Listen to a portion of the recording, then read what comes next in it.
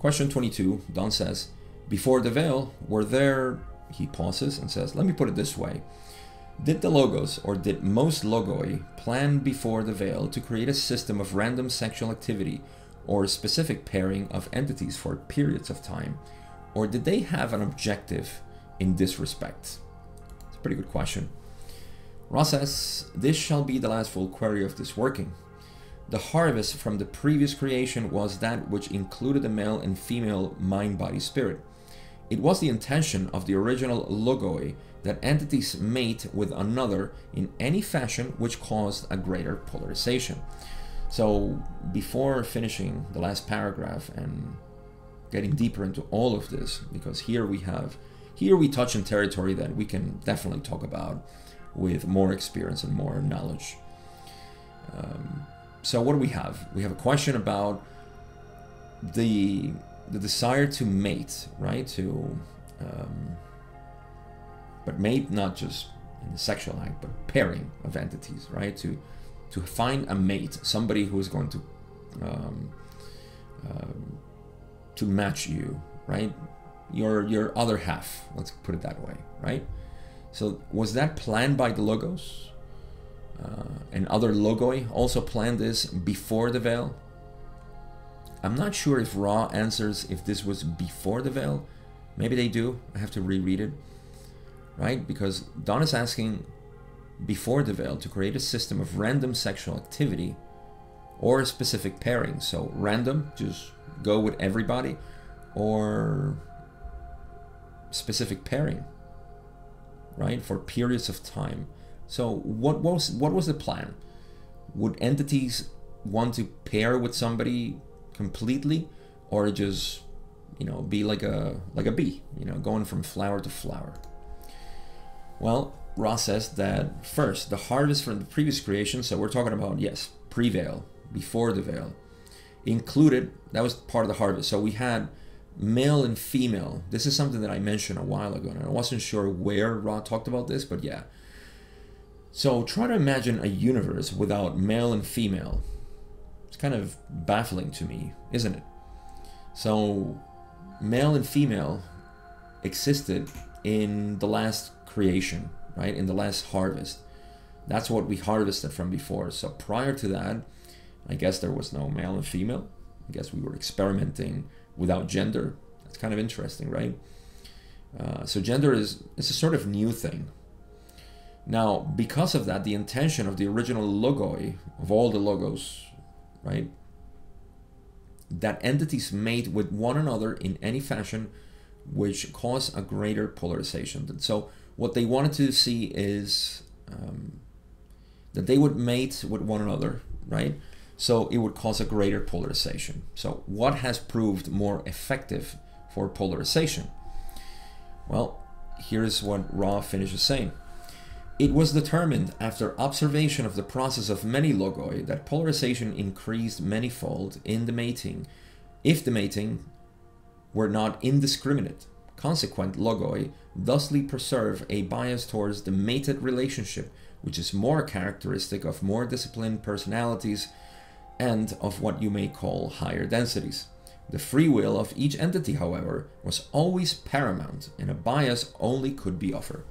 May we ask if there may be any brief queries before we leave this instrument. And that is it for our session. So the bias was towards more exclusivity, so more being with one, monogamy basically. This makes total sense. As much as I actually appreciate polygamy and all of this, because there has been, this was taken wrong, right? So monogamy was sort of implemented as a rule. You have to be this way. So naturally, what is the world going to do? One extreme, like I said, move the pendulum and say, you're supposed to be monogamous. Eventually people are going to snap, and they have been snapping all over history. It's just a rule that nobody follows, right?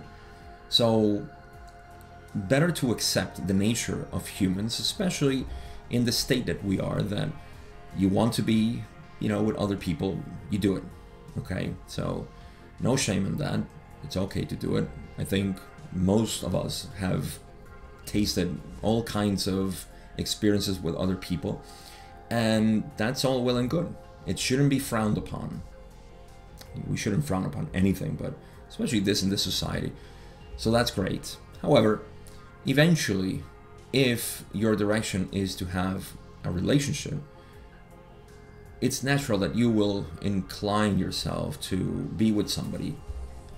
And I have actually met people like that who have been in polyamory relationships, and they eventually realized that, yeah, it was fun, it was great, but I now want a specific partner.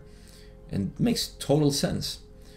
Now, Ra is saying that this is more characteristic of more disciplined personalities and of what you may call higher densities.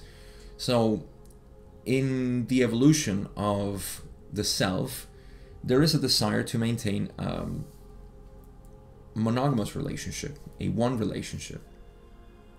Now, there's something interesting about this too, and is that, like I said, there is no necessity at all to have a relationship. Just want to emphasize that. There is no need for a relationship. It's only if you are inclined in the direction of having one, then, and again, I don't want to advocate for one thing or the other.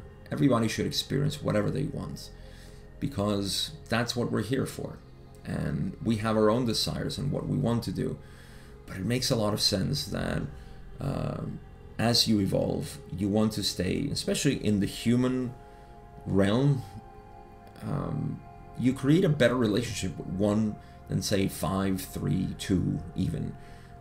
You can dedicate yourself a lot more. There is less division or separation, especially with our societies, the way they are, the way it's criticized, all of this. So, something to consider, something to think about. But again, like Ross said, the free will of each entity was always paramount, and a bias only could be offered. That means that the bias is there. Everybody has that bias.